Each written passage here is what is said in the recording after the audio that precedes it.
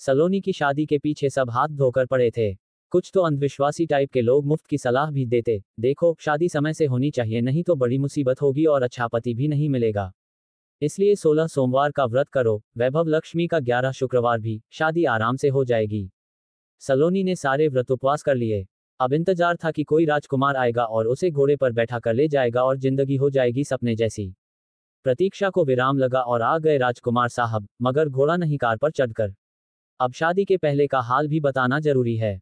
सगाई के बाद ही सलोनी को ये राजकुमार साहब लगे फोन करने। घंटों बतियाते, चिट्ठी भी लिखते लिखाते। सलोनी के तो 12 पढ़ा लिखा बांका जवान जो मिल गया था। खैर, शादी धूमधाम से हुई। सलोनी के पैर जमीन पर नहीं पन रहे थे। राजकुमार साहब भी शुरुआत में हीरो की माफिक रोमांटिक थे, पर पति बनते ही दिमाग चढ़ गया सातवें आसमान पर, मैं पति हूँ। सलोनी भी हक्की बक्की की इन महानुभाव को हुआ क्या। अभी तक तो बड़े सलीके से हंसते मुस्कुराते थे, लेकिन पति बनते ही नागभान सिकोड़कर बैठ गए। प्रेम के महल में हुक्म की इंतहा। ये बात कुछ हजम नहीं हुई, पर शादी की है तो हजम करना ही पड़ेगा। फिर तो सलोनी ने अपना पूरा हाजमा ठीक किया, पर पति को ये कैसे बर्दाश्त कि पत्नी का हाजमा सही हो रहा है। कुछ तो करना पड़ेगा, वरना पति बनने का क्या फायदा। कपड़े क्यों नहीं फैलाए अभी तक, पति महाशय ने हेकड़ाई दिखाते हुए पूछा। बेचारी सलोनी ने सहम कर कहा, भूल गई थी। कैसे भूल गई? फेसबुक, व्हाट्सएप, किताबें याद रहती हैं, ये कैसे भूल गई? अब भूल गई तो भूल गई, भूल सुधार ली जाएगी, सलोनी मन ही मन बोली। कितनी बड़ी गलती है ये तो। अब जाओ, आइंदे से मेरा कोई काम मत करना, मैं खुद कर लूंगा, पति महाशय ने ऐलान कर दिया।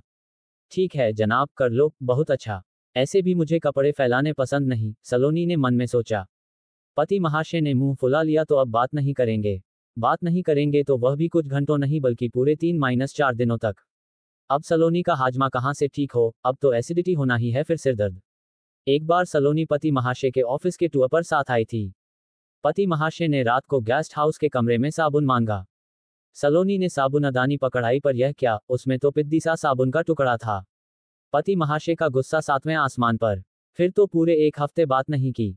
ऑफिस के टूर में घूमने आई सलोनी की घुमाई गेस्ट हाउस में ही रह गई। आखिर इतनी बड़ी भूल जो कर दी थी। उसके बाद से सलोनी कभी साबुन ले जाना नहीं भूली। पति महाशय गर्व से सीना तान लिए कि सलोनी की इस गलती को उन्होंने सुधार दी। सलोनी ने भी सोचा कि पति के इस तरह मुंह फुलाने की गलती को सुधारा जाए, पर पति कहाँ सुधरने वाले। उनका मुंह गुब्बारे जैसा फूला तो जल्दी पिचकेगा नहीं, आखिर पति जो ठहरे। सलोनी एक बार घूमने गई थी बड़े शौक से। पति महाशय ने ऊंची एड़ी की सैंडल खरीदी। सलोनी सैंडल पहनकर ज्यों ही घूमने निकली कि ऊंची एड़ी की चप्पल गई टूट और पति महाशय गए रूठ। उस पर से ताना भी मार दिया, कभी इतनी ऊंची एड़ी की चप्पलें पहनी नहीं तो खरीदी क्यों। अब चलो, बोरिया बिस्तर समेट वापस चलो। सलोनी हो गई हक्की बक्की की इतनी सी बात पर इतना बवाल। आखिर चप्पल ही है, दूसरी ले लेंगे। पति महाशय का मुंह तिकोना हो गया तो सीधा होने में समय लगता है, पर सलोनी को भी ऐसे आड़े तिरछे सीधा करना खूब आता है।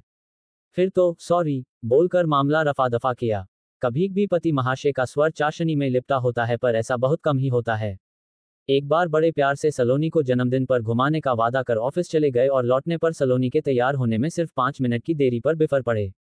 नागभान सिकोड़ कर ले गए मॉल, लेकिन मुंह से एक शब्द भी नहीं फूटा। सलोनी ने अपनी फूटी किस्मत को कोसा कि ऐसे नमूने पति मिले थे उसे।